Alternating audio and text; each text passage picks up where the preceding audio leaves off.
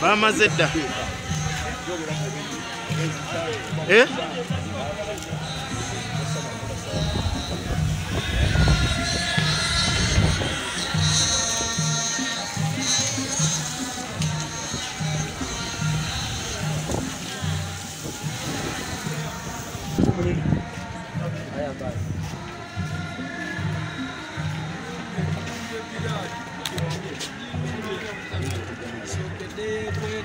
Hey.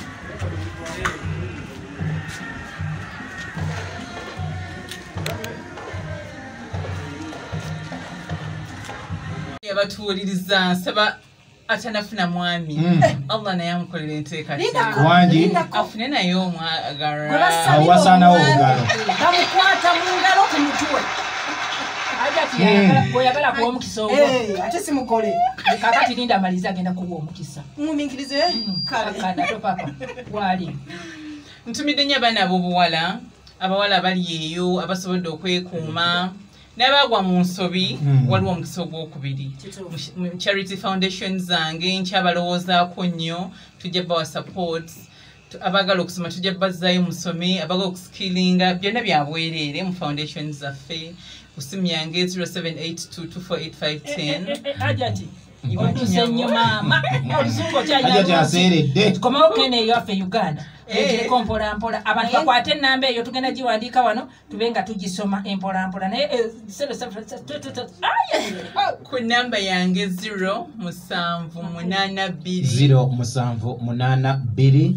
24 85 omwana obuwala ayagala basari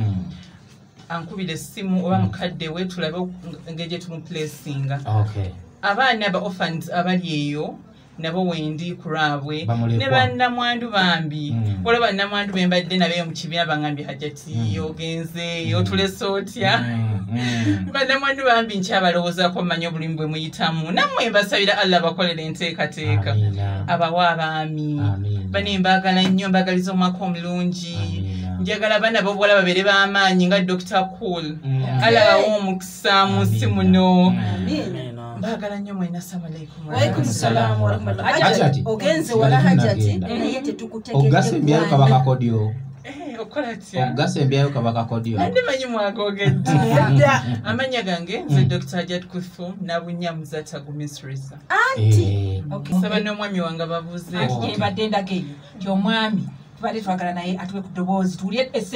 eddekendedde eddoboozi microphone yeyo abadde ayagala kwogera kugoyogereddeko tewali musemberese taata otegedde. Assalamu alaikum wa rahmatullahi wa barakatuh. Wa alaikum salaam wa rahmatullahi wa barakatuh. Pozi nze sira bingi nnyo byakwogera ojjako okwebaza mukyala wange ono omubwati abaleko nga mukwano baby mashallah ebisigadde tebikyalina makulu ono amakulu yagayina ati amanya tebagategedde mukulu amanya mpitibwa Akram Gumisiriza mpangalira South Africa gyenkakkalabiza emirimu gyange mukutusanyusa okulabako munnange mukowawa abamulamu kati ateeze muyite ekinaajja mukyala nagamba mu nsonga zino obangawo oba oyagala kubuuza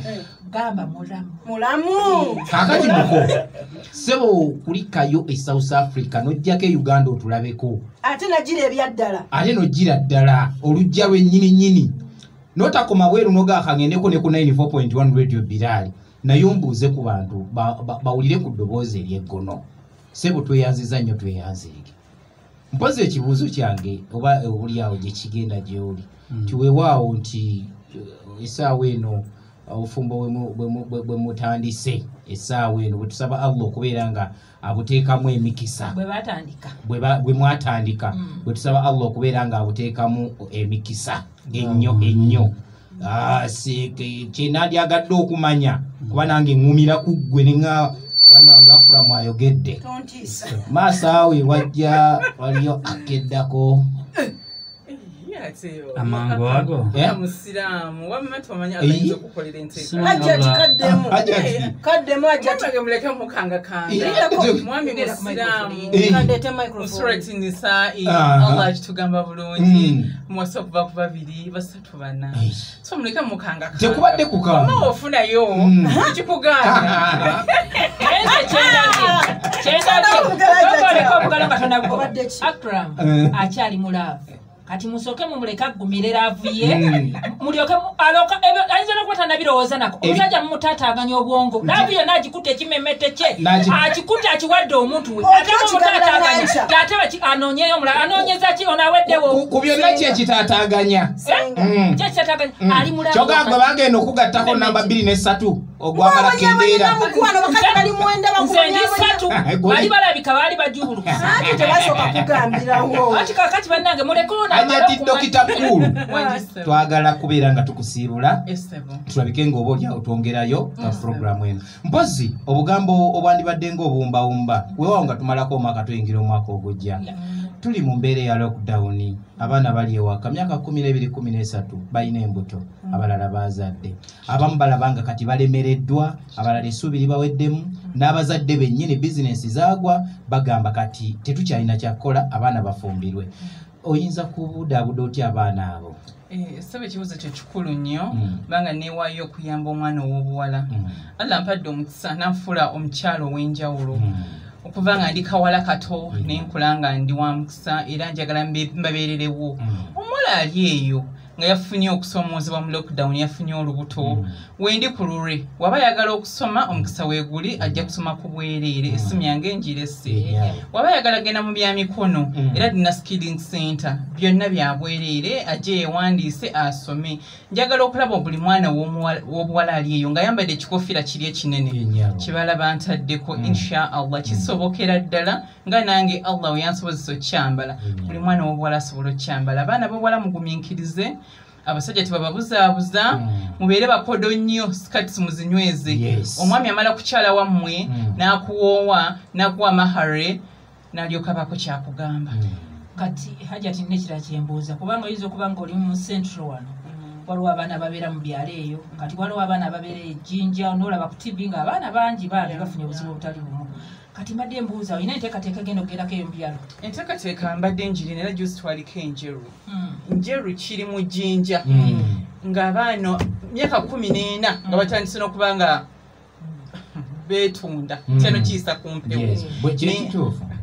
naye nga twagezako okwogera nabo era weetuli omwana omuwala ono wattendo kuba abaana abawala bano bali so delicate mu just 3 minutes omwana omuwala asobola okuluzinga obulamu bwe bwonna ate abaana ekitonde ekikazi oba omwana ow'obuwala bannanga asoomoozebwa olaba naffe abakyala abanene abajjudde bwe tuti oyinza okulaba nga omuntu ayagala okuyisaamu amaaso oba alina obusente n'omugamba nze siri ku eyo level kati ate omwana omuwala oyo akula obukuzi omwana omuto akula obukuzi omuto so tulina okubeera nga tubeererawo abaana abo tubakuze nga bali empowered nga basobola okuyimirira ku magulu gaabwe ne basalawo ekituufu ne batebeera manipulated ne basobola okuba nga basalawo ekyo kye balaba ekinabawa essanyu kale si byangu nzaani Allah gwe yowedde omwana w'abandi hajati nga tonava kuba kumpewo kina director waffe wano afundawe mabega aje Bukenya Rajabu oba yali kubuuzizzaako wano oba osobola omuwaayo obugambo obwo naawe simanyi kati awo kigenda mu maaso kyasalawo nyabu nedda omukulu waali ate namala kufuluma atole salaamu guba gusinze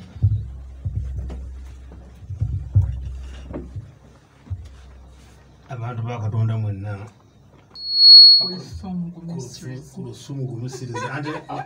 olinakujeeri ewammwe muba kuno nanaliko ate manyi waliwo kyobulamu mbadde akutalaga kudda kugweri naye kakati mukyala ku lusumu tusanyusa nyo okwalaba tubagaliza obufumbo obulungi mubeere bulungi sebo mukulu omwana muwala ono mukwate bulungi muwa ekitiibwa kye naye akuwa ekitiibwa kyo kituufu enkaayana tizirina gyeziyamba mu bufumbo awo nsanyuse nnyo kubanga nze namunona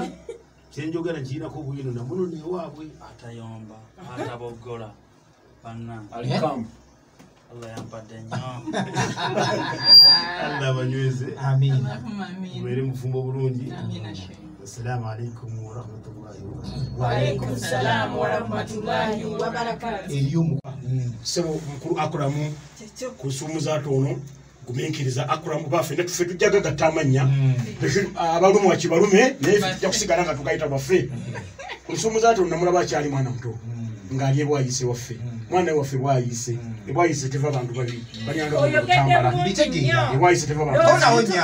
affe tuli bantu bebwayise seka kakumbanjulira munna bwayise akulidde ku radio Bilal ne Haji Bukenya Rajabu yabeerako ebwayise yawangalira nnyo mu buvubuka bwe era agamba akaalo bwayise akajja singa mu Kampala okuba akaalo akalungi bwayise sigadde nze ndi Wampamba Rashid nga ku lusuumu ono mwagaliza mirembe mu bufumbo be Akuramu Mungu abasaasire tuzibekera muzale n'abalungu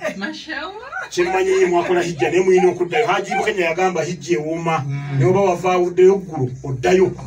kale abawuliriza mwenna tulina omukisa tukyaziza Dr. Kulsum guminkiriza Akram tulinayo wano ne muganda waffe yavudde omusama bano badda mumuyita bubi tebabayita ba South Africa babayita South Africa abasama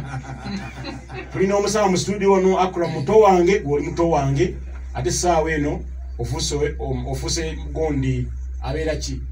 ofuse musanji kubanga zinanga abafumbe wange nkugambye bangeye